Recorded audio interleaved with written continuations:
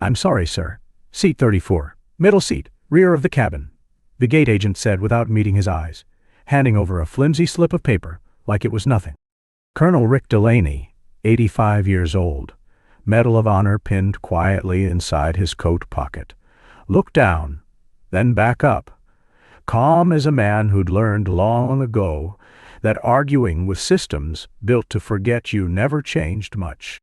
He didn't raise his voice, didn't explain the years of pain in his spine, or the White House invitation folded next to that medal. He just nodded, stepped aside, and sat down among the noise.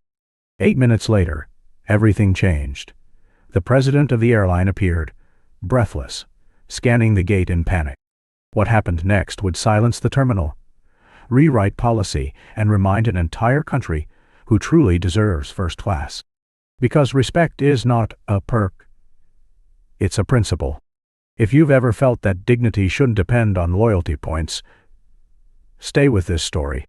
Type honor in the comments if you felt that moment tighten something in your chest. And if you still believe heroes should never have to ask twice, this channel is yours. Colonel Rick Delaney was 85. But you wouldn't know it from the way he carried himself through crowded places. He was tall, still broad-shouldered beneath his charcoal gray blazer, the same one he'd worn to every ceremony since the late 90s, and his hands, though lined with age spots, moved with a kind of silent discipline. His hair, once jet black, was now a field of soft silver, neatly parted each morning without fail. There was something in his eyes, a stillness, the kind that made people glance once, then quickly. He never rushed. Each morning at 7:03 sharp, he brewed 1 cup of black coffee in a dented metal percolator he brought back from Vietnam. He'd sip it while standing by the same window, eyes scanning nothing in particular, as if still on watch. Rick lived alone in a modest brick house in Arlington, not far from the river. No pets, no noise, no complaints. Just framed medals above the fireplace and a dusty shoebox of handwritten letters in the hallway drawer, all unopened. He'd served 3 tours in Vietnam with the 1st Cavalry, 16 years total in uniform. The Medal of Honor was awarded after a brutal 1969 firefight outside Hue, where he'd carried 3 wounded soldiers back through enemy fire and held the perimeter for 6 hours alone. The scars on his lower back, still angry in the winter cold, were the only proof he ever spoke of. And even then, only to doctors. To the world, he was just another old man moving slowly through security lines.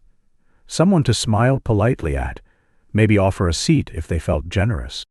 Younger gate agents rarely looked up when he approached. Clerks spoke to him like he was fragile.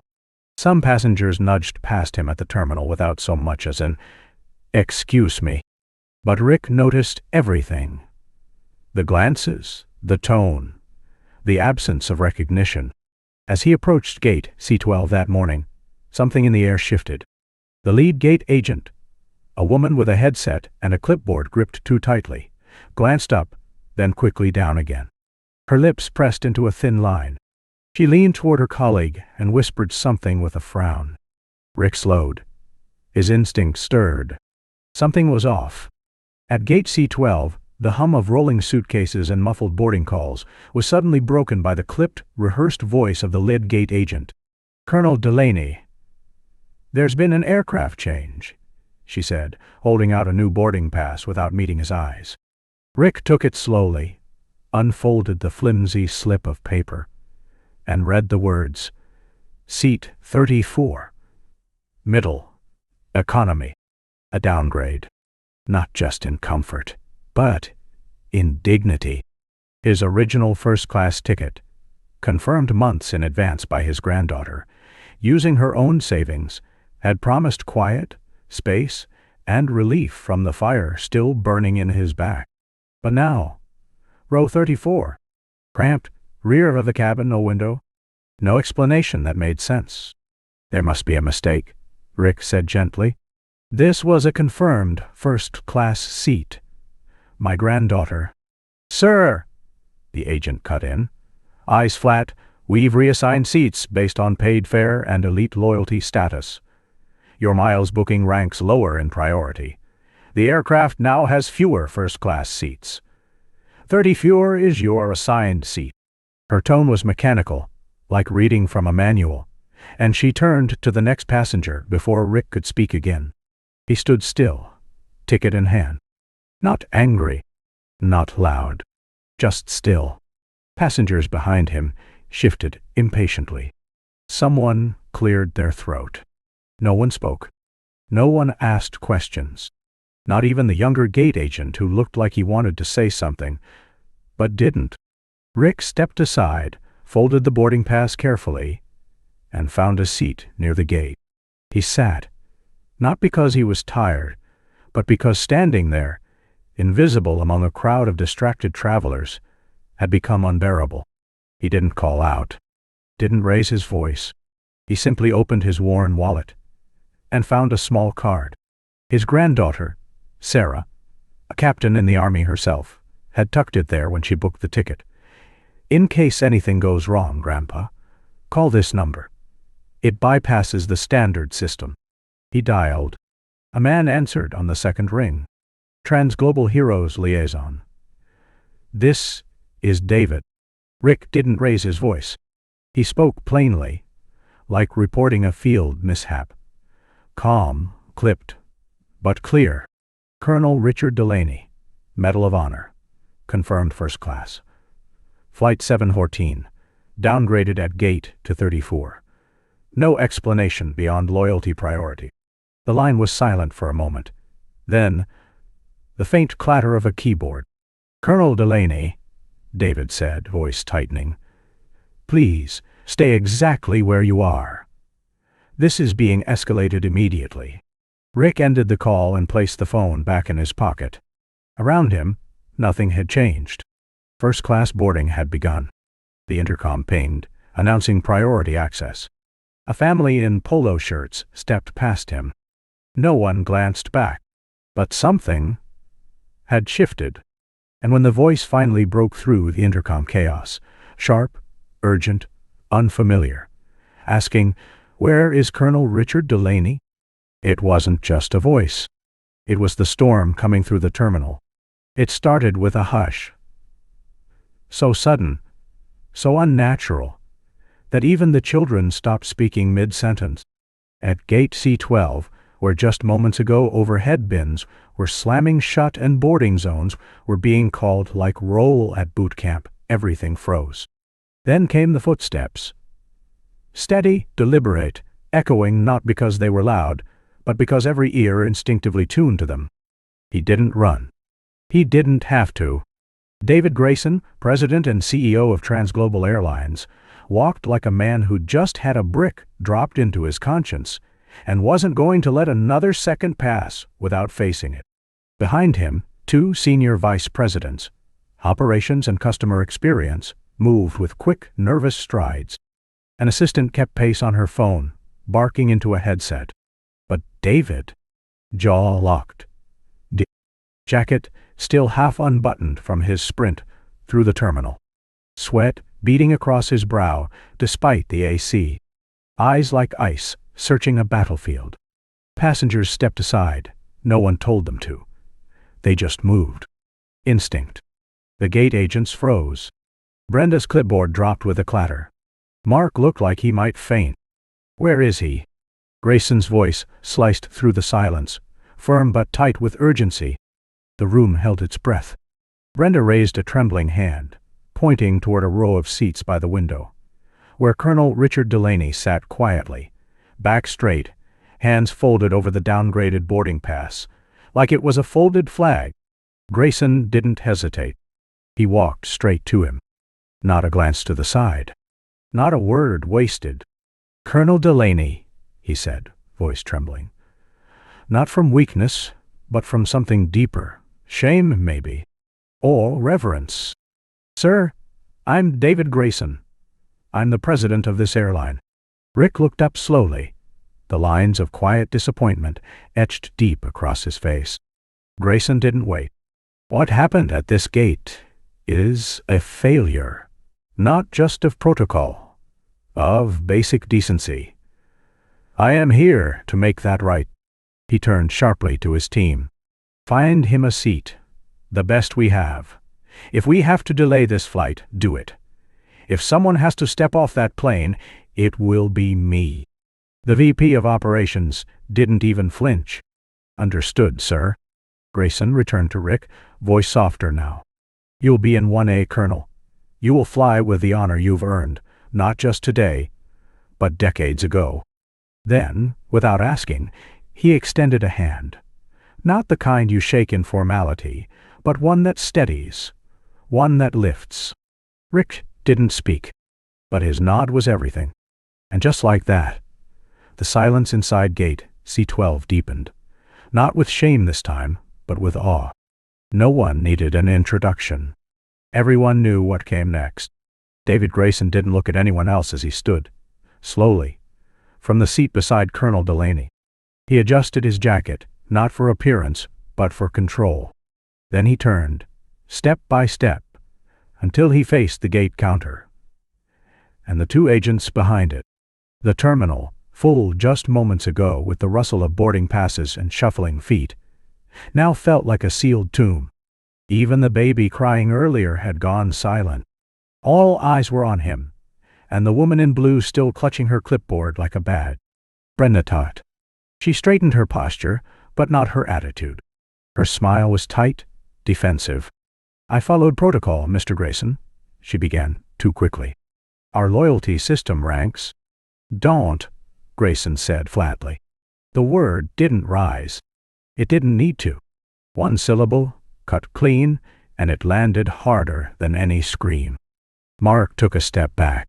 Brenda's mouth opened, then closed. Grayson walked closer, just 2 steps, enough that the only air between them was tension. You didn't just follow protocol, he said.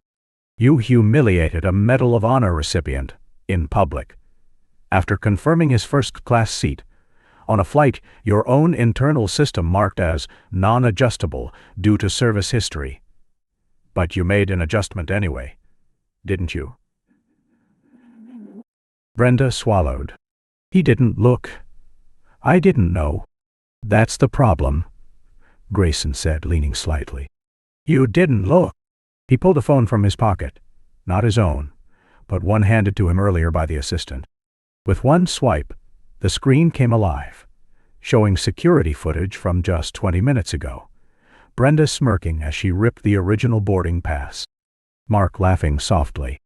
Rick standing silent, enduring it all. He turned the screen toward her. Didn't raise it.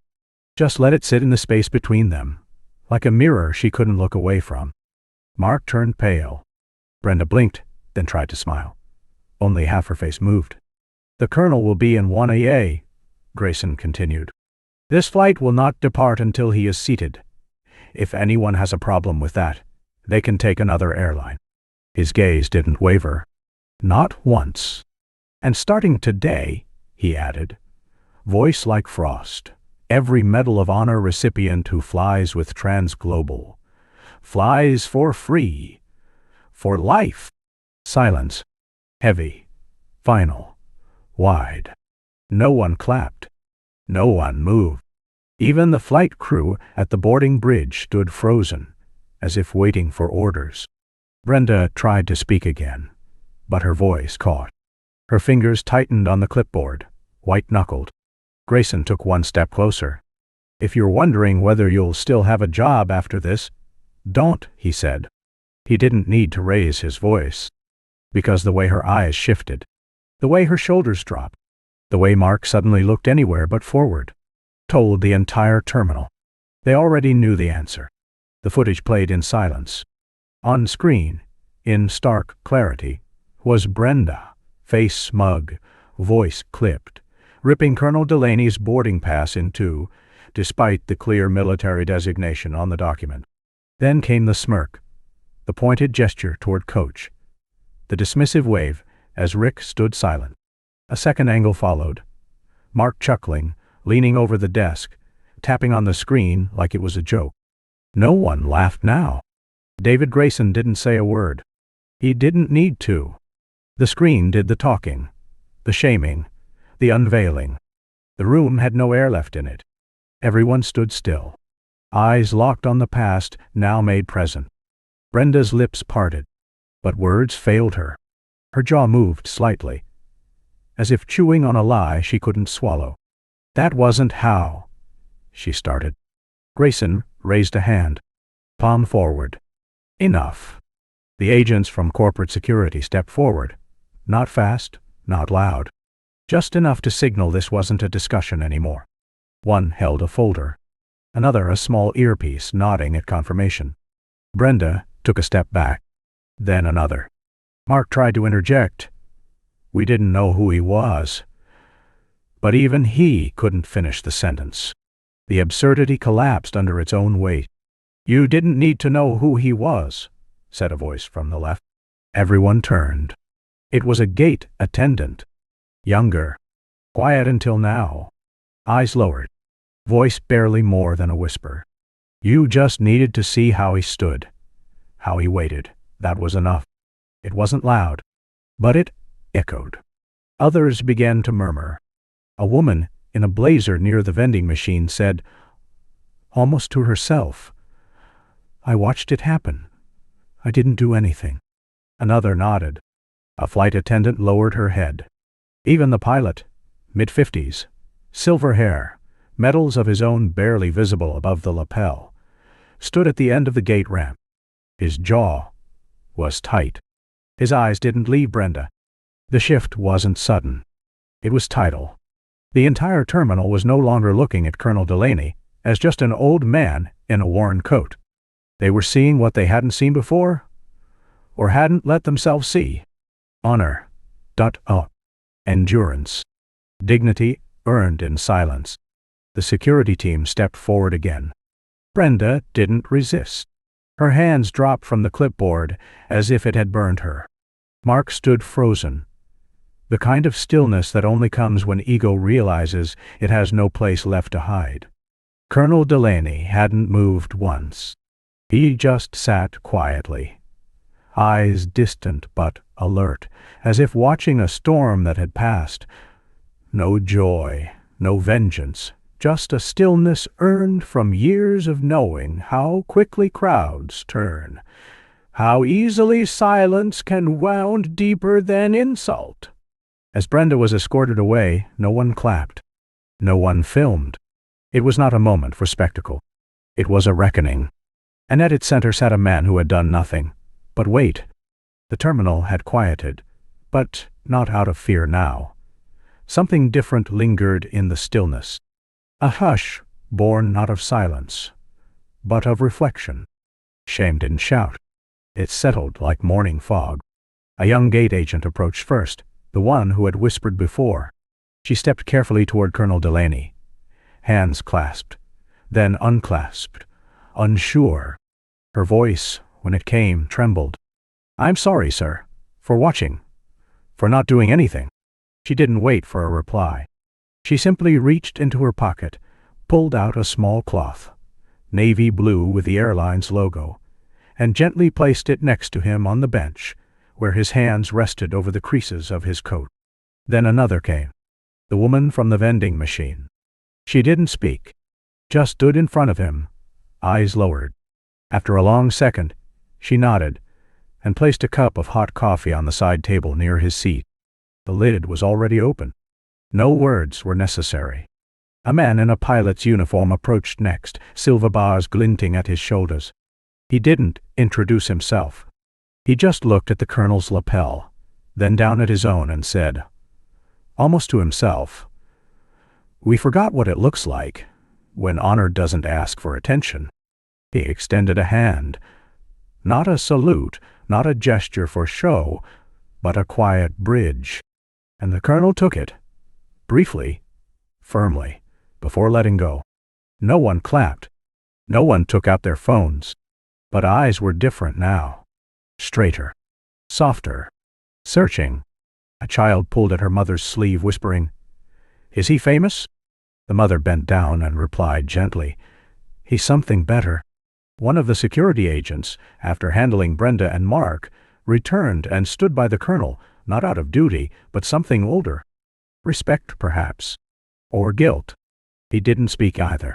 But the way he stood, half behind, slightly angled, said enough. A man ready to listen this time. Colonel Delaney didn't look at them. He looked out the window. The tarmac was quiet. Planes drifted in the distance like ghosts from another life. In his hand, the coffee cup remained untouched. But his fingers tapped twice against it, then stopped, like a man remembering a beat he hadn't heard in years. David Grayson remained nearby. Not leading, just present. And slowly, the people in the terminal began to move, not in chaos, but in quiet choreography. Seats were straightened. Bags picked up more carefully. Even the voices, when they returned, were hushed, as if the whole space had turned into a waiting room for decency. A janitor swept through and paused. He didn't speak, but nodded to the colonel, a man who had likely seen hundreds of faces pass in silence. This one he held a little longer. And then Colonel Delaney finally spoke. Only once. "This place used to feel like home," he said, eyes still forward. "Maybe it can be again." No one answered. But from the quiet, something had begun. The bar looked different now. Not refurbished or remodeled, but rearranged by silence, by memory. Where once the neon beer sign flickered red above the cash register, there now hung a wooden frame, modest and warm. Inside, a photo, yellowed with time. Colonel Richard Delaney, young, squared shoulders, a sand-worn uniform, steel in his gaze. Below it, a brass plate engraved simply, "Quiet valor never shouts." There was no ribbon cutting, no news crew. The plaque just appeared one morning, and people noticed, quietly. A former bartender returned, placed a folded American flag beneath the photo, then left without a word. A student from the local high school started scrubbing the front sidewalk every Saturday. Nobody told him to. Someone taped a single red poppy to the door. By noon it had multiplied. Inside, the corner booth where Delaney once sat had changed too. The table remained empty, wiped clean, but untouched. No one dared sit there. A challenge coin, Marine Corps, lay encased under glass. Not a display. A memory sealed. And Delaney never spoke of it. Not to his son. Not to the bar owner. Not to the man who once yelled at him. But stories. They find their way. A local journalist wrote a quiet op-ed. The day a town remembered it had a spine. Someone turned it into a short video. It spread like dusk. Not viral, but steady. Veterans reposted it. Teachers printed it out. One civics class in Iowa made it part of their final exam. A boy stood outside the bar one afternoon, waiting with a letter. He didn't give it to Delaney. He just left it on the bench. It read, "I didn't know what respect looked like until I saw you stand still." Delaney never answered, but the letter disappeared. One morning, early, before the rush of school buses or the clatter of deliveries, Colonel Delaney walked past the bar as always, hand in pocket, jacket pressed, shoulders straight. But something slowed his step. Through the glass he saw something new. A group of young men, heads bowed, not out of guilt, but reverence. One looked up. Their eyes met. He stood. No salute. No grand gesture. Just a nod. One that said, "We know." Delaney paused. His hand rose. Not fully, not formally, just enough for the boy to see. A wave, or maybe a thank you. And that was enough. No speeches. No music. Just the sound of a place beginning to heal. Not by forgetting, but by remembering well. A town once silent had learned to whisper his name. And this time, they would not forget. The cafe was nearly empty now. Just the soft clink of a spoon stirring slowly, and the distant hum of an old ceiling fan spinning in half circles above. At a small corner table, tucked near the window where late afternoon light spilled in like warm silence, Colonel Richard Delaney and his son Jacob sat across from one another. No medals, no uniforms, just two men and two glasses of iced tea sweating in the quiet. Neither of them spoke right away. The weight of the last few days didn't need words. Jacob's eyes were steady, watching the thin crack in the window that seemed to grow longer with every year, just like the distance that had once stretched between them. "You okay, old man?" Jacob said finally, the corner of his mouth twitching with something between sarcasm and softness. Delaney didn't answer. He just looked out the window for a while, then turned back and pushed his glass slightly forward, as if offering a truce in the form of cold lemon tea. Jacob reached out, placed his hand flat over his father's knuckles, scarred, stiff, but still steady, and held it there. No squeeze, no theatrics. Just contact. Just presence. The kind men in uniform learn to carry without breaking it with words.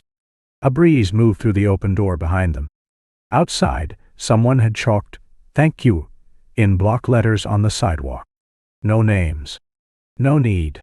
Just gratitude. A waitress passed by and refilled their water without interrupting the moment. Then she walked away even slower, like she knew better than to step too heavy near a memory being rebuilt.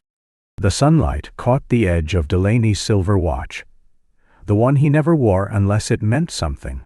Jacob noticed. Didn't say anything. But he nodded, barely. A shared recognition. The air was still, but not empty. A jukebox from decades ago started playing faintly. A wartime ballad neither had picked, but both somehow needed. When they finally stood, Jacob reached behind the chair and pulled out something wrapped in faded cloth. A marine cap. Not new, not polished, just real. He handed it to his father without ceremony. Thought this might still fit. Delaney took it with both hands, stared at it, like it carried more than fabric. Then he set it down gently between them.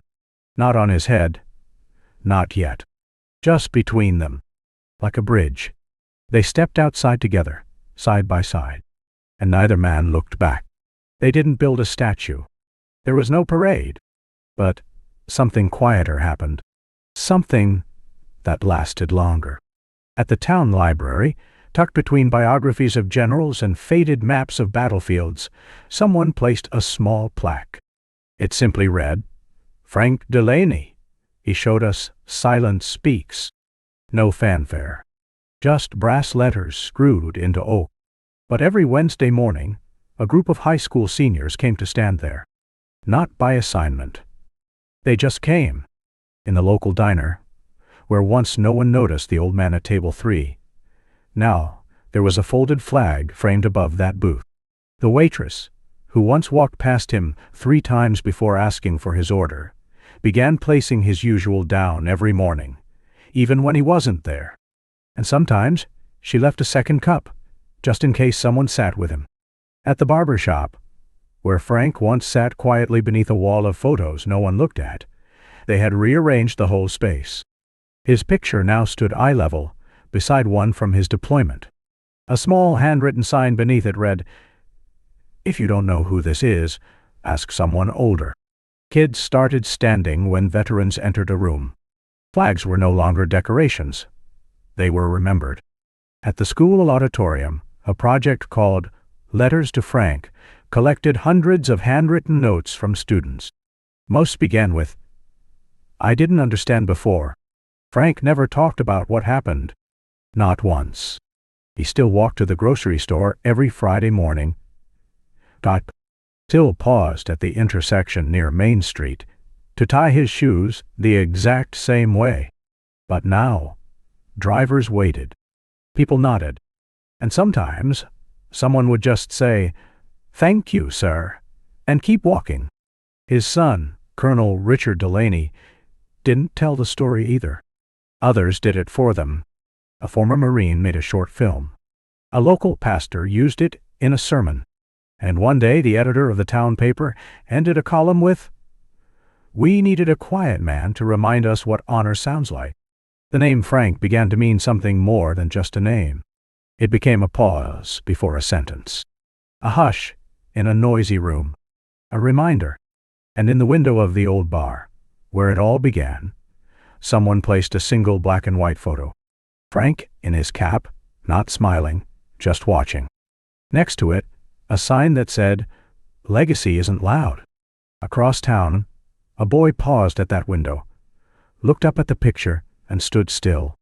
That moment, too, would travel. The flag on the wall didn't move, not even when the fan above hummed to life again. People had already paid their bills, but no one left. They just stood there, some with hats in hand, others with hands folded tight. Frank Delaney didn't say much. He just looked around, nodded once, then turned toward the door with that same quiet spine he'd always carried. His boots tapped steady across the wooden floor, and right before stepping out, he paused, turned back slightly, and said, "Not loud, not soft. Just real. If you ever wear a uniform, don't let it wear out your decency."